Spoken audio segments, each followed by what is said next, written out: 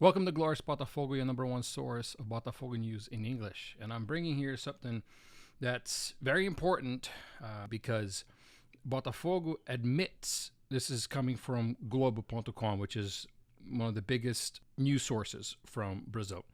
Botafogo admits selling Luiz Henrique and Igor Jesus in unfavorable conditions to help Olympique Lyonnais.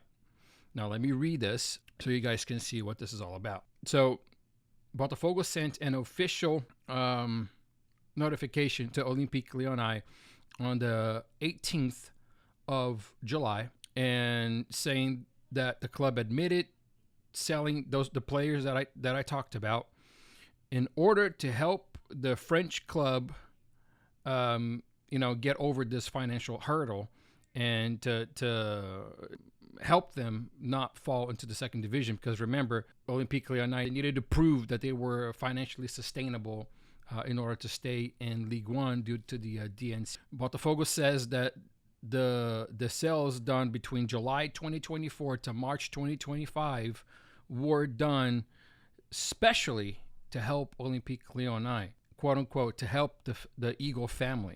According to the letter, Luiz Henrique, Igor Jesus, and Jair today at Nottingham Forest were initially meant for Olympique Lyonnais, but because of the punishment, they were not able to make the transfers to the French club, and Olympique Lyonnais was unable to register those players. This forced Botafogo to sell these players to other teams for a below market value. And I remember I've talked about the sales of Jair and Igor Jesus for below the market value. Apart from those three players, also Savarino was sold to Olympique Lyonnais on the 11th of March for 7.6 million euros, something that was not communicated between either club. And Savarino is, he remains a Botafogo. He's a Botafogo right now, but apparently Savarino is an Olympique Lyonnais player sold for 7.6 million euros. Botafogo also notified that the transfer of Thiago Almada and Igor Jesus for 27 million euros and $43 million respectively, which is a lot higher than what we had been reported so far. So all of this was done in an agreement to receive. And all this was done in an agreement that Botafogo would receive certain advancements for that. Now, the Botafogo SAF said that Thiago Almada to Lyon was a transfer without any cost to Olympique Lyonnais, and Olympique Lyonnais did not pay Thiago Almada's salary. It was Botafogo who paid for Thiago Almada to play for Olympique Lyonnais. In a document signed by Tairo Arruda, Botafogo is urging Olympique Lyonnais to pay back all of it, as well as the reimbursement for all of the monetary advancements that Botafogo had to do, plus interest, as well as fees due to errors in the system to register the transfers, because according to Botafogo, Olympique Lyonnais did not do those correctly. So now Botafogo is also charging fees for those failures to comply to the system. Now, Botafogo SAF has given Olympique Lyonnais 30 days to pay up. And at the end of it all, Botafogo makes it clear that the club was fundamental to help Olympique Lyonnais stay in the Ligue 1 and not get relegated to Ligue 2 due to the DNCG requirements. So this is quite the bombshell, because if you guys have been paying attention, there have been accounts from France, saying that, Botafogo stole this much money from Olympique Lyonnais. Why did Olympique Lyonnais buy these players and these players? And now we're getting a completely different view here, because this is crazy what's actually happening. If this is actually true, this is insane. But this raises a lot of questions.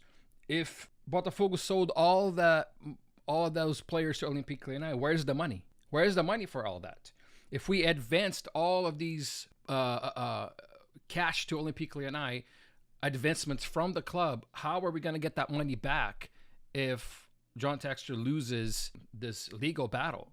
What happens to all that fund from Botafogo if that's actually true, and it's if we don't actually get it back? This is crazy stuff, man. This needs to be talked about by John Textor, by Botafogo, by Olympique Lyonnais. Somebody needs to come forward. Somebody needs to come forward and talk about this, because this is crazy. Not only that, earlier today as well, Eagle Football Holdings did a counterattack on John Textor and is suing SAF, Botafogo SAF, saying that they want to prohibit John Textor from taking any type of decisions when it comes to the holding, and it accuses Textor of trying to sort of do like a counter coup against them, to using Botafogo debt plus using the club itself as guarantees for trying to take it back so they can start this new company in a tax haven, and then basically, according to them, unaffiliate itself from Eagle while diluting Eagle as a company and not having to pay back any money. So crazy, very, very controversial things happening behind the scenes here that I think it only muddies the water even more. It really does, because now Olympique Lyonnais fans are saying, oh, Botafogo stole money, and now all of this is coming out, and it's kind of completely the opposite. Is Botafogo's footing the bill to keep Olympique Lyonnais in League One.